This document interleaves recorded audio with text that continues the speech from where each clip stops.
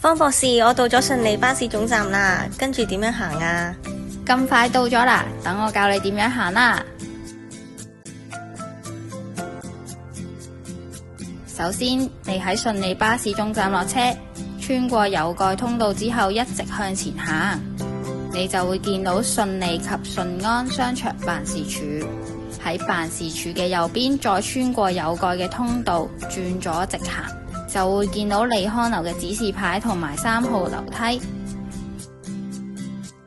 你可以揀行上樓梯或者到大堂搭升降機到2樓，就會見到愛友坊噶啦。方博士，之前呢，你咪話觀塘順利村開咗間愛友坊嘅。